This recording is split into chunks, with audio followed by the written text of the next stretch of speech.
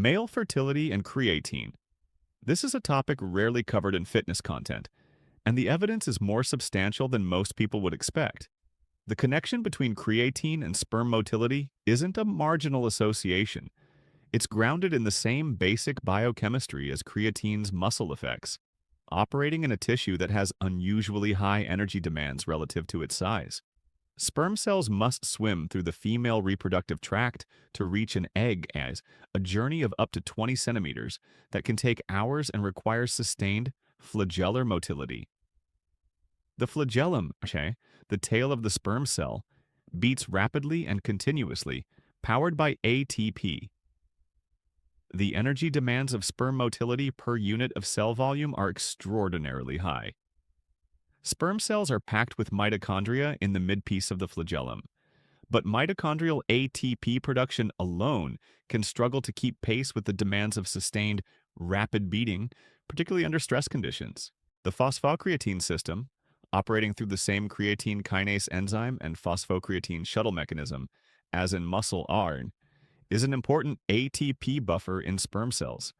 Creatine kinase expression is high in human sperm, and phosphocreatine serves as the rapid ATP regeneration system that supports sustained flagellar motility. Research on the relationship between sperm creatine content and motility has found consistent positive associations. Studies showing higher creatine kinase activity and phosphocreatine content in sperm are associated with higher sperm motility scores and better overall sperm quality. Conversely, men with idiopathic infertility, poor semen quality without an identified cause, often show lower sperm creatine kinase activity and reduced phosphocreatine levels in their sperm cells. Interventional studies are limited, but early evidence suggests that creatine supplementation may improve sperm motility parameters in men with suboptimal sperm quality. The effect isn't dramatic enough to replace medical treatment for severe male factor infertility. But for men with borderline motility who are trying to conceive, the biological rationale and early clinical evidence support creatine as a low-risk adjunct. There's also evidence that oxidative stress, one of the most common causes of sperm, DNA damage and reduced motility is partly modulated by creatine's antioxidant and ATP buffering properties in sperm. Sperm cells are particularly vulnerable to reactive oxygen species because they have limited antioxidant enzyme activity and high polyunsaturated fatty acid content in their membranes, which is highly susceptible to oxidative damage. Creatine's indirect antioxidant effect through ATP preservation and possible direct ROS scavenging may provide a degree of protection to sperm that isn't discussed enough in the fertility literature. For men actively trying to conceive, the combination of creatine's motility support and its antioxidant properties makes a compelling case for supplementation as part of a thorough strategy. For men generally, creatine's benefits to reproductive health represent one more dimension of this molecule's biology that extends well beyond the gym. The sperm motility story opens a broader question about creatine's role in male reproductive health, more generally.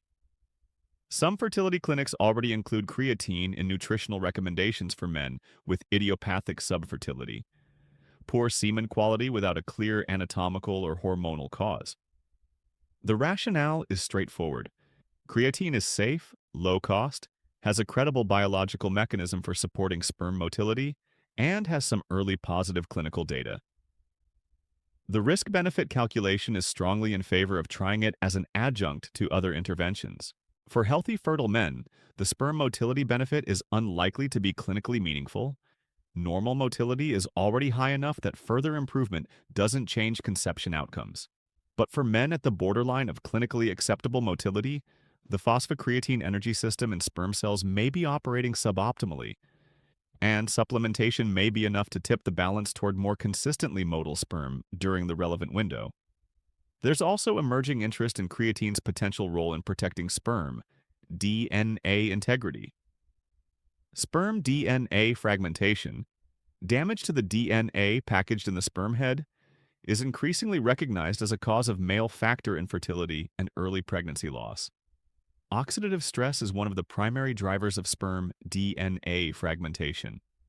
Creatine's antioxidant properties, through ATP preservation and possible direct ROS scavenging may reduce the oxidative damage that causes DNA fragmentation. This hypothesis hasn't been tested directly in well-controlled human trials, but the mechanistic rationale is sound and consistent with what we know about creatine's broader cellular protective effects.